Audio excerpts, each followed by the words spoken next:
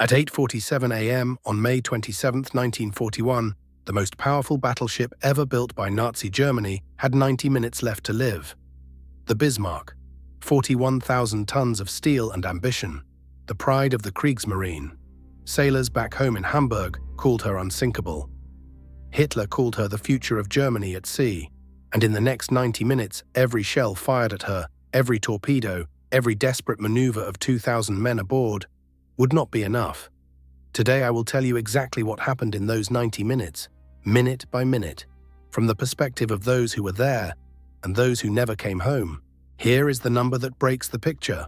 Of 2,200 men aboard the Bismarck, only 114 survived. That is a 95% death rate. In one battle, in 90 minutes, the Royal Navy fired over 2,700 shells at her. Hundreds of these shells hit. The German battleship continued shooting back even when her decks were on fire, even when her gun turrets were jammed, even when the captain knew there was no hope. In this video, you will learn why the Bismarck refused to die, what really happened to her steering, who fired the final torpedoes, and why historians still argue about whether the British actually sank her or whether the Germans sank themselves. Hit the like button if you love naval history, subscribe to the channel, turn on notifications, and let me know in the comments where you are watching from. Bismarck was not just a ship. She was a weapon system. 251 meters long, 36 meters wide. Armored steel plates up to 32 centimeters thick on her belt. 8 main guns of 15-inch caliber.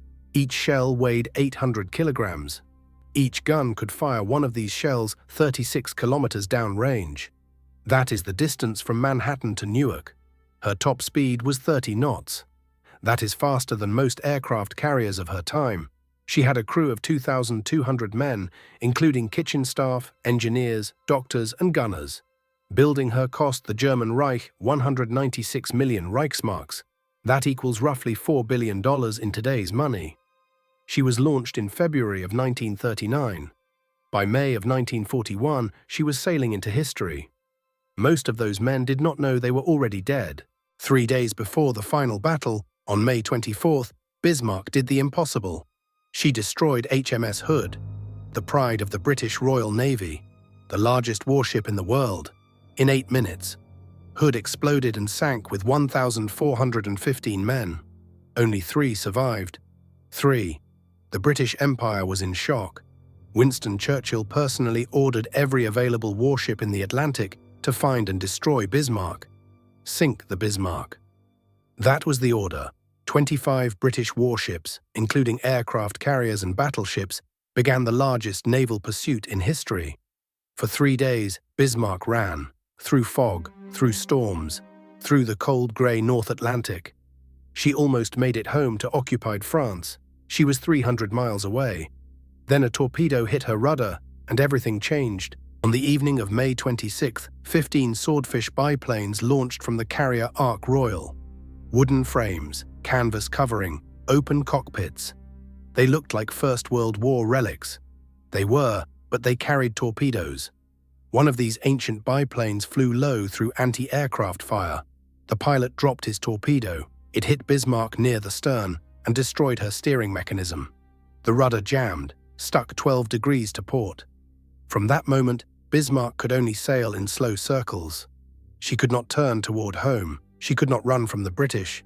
She was a wounded animal waiting for predators. The German engineers tried everything. They sent divers into freezing water to free the rudder.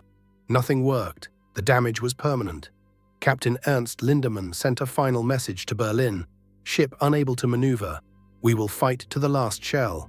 The night of May 26th was a hell of waiting. The North Atlantic was rough.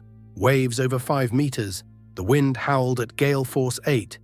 Bismarck circled helplessly. Her crew slept in their boots. They knew the British battleships King George V and Rodney closed in. They came not to capture her. They came to destroy her. At 8:47 in the morning, May 27th, the first British shells fell. The duel began at 22,000 meters, beyond the range of Bismarck's secondary guns. Bismarck fired back from her main batteries, but she could not maneuver. She could not dodge. The British battleships moved freely, closed the range, hit her again and again. Within 20 minutes, every German main gun turret was knocked out of action. By 9:15, the upper decks of Bismarck were on fire. The control tower was destroyed. Captain Lindemann was killed. Most senior officers were dead or wounded, but the men below decks kept the engines running. The men in the auxiliary fire control kept some guns shooting. For another 40 minutes, Bismarck refused to surrender. The British battleships fired at point-blank range, 3,000 meters, then 2,000. Eyewitnesses on Rodney described the scene as horror. They saw German sailors jumping from burning decks into the sea. They saw bodies in the water. They saw smoke rising kilometers into the sky. The British did not stop firing. They could not. The orders from London were clear: sink her, make sure no one can save her. By 10:15, every gun on Bismarck was silent.